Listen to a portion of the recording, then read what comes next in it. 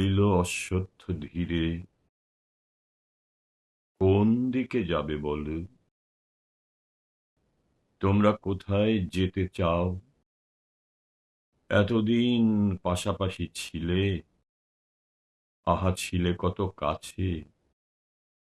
ম্লান খোড়ো ঘরগুলো আজও তো দাঁড়ায়ে তারা আছে।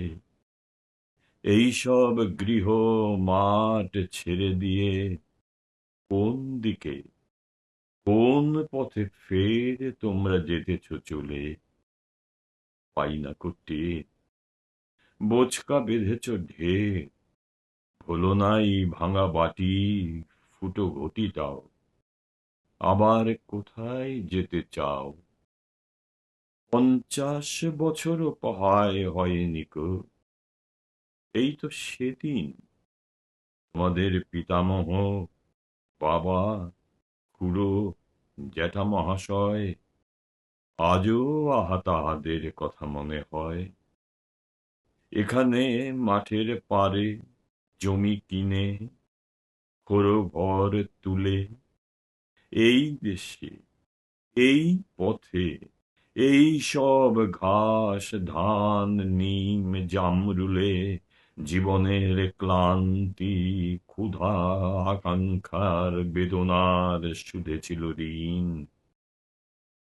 দাঁড়ায়ে দাঁড়ায়ে সব দেখেছি যে, মনে হয় যেন সেই দিন। এখানে তোমরা তবু থাকিবে না, যাবে চলে কোন পথে?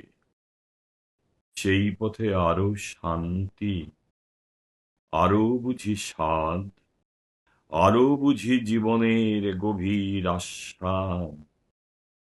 তোমরা সেখানে গিয়ে তাই বুঝি বেঁধে রবে আকাঙ্ক্ষার ঘর। যেখানেই যাও চলে, হয় না কো জীবনের কোনো রূপান্তর। এক ক্ষুধা, এক স্বপ্ন, এক ব্যথা বিচ্ছেদের কাহিনী ধূসর ম্লান চুলে দেখা দেবে, যেখানেই বাঁধো গিয়ে আকাঙ্ক্ষার ঘর। বলিল অশ্বত্থ সেই, নড়ে নড়ে অন্ধকারে মাথার উপর।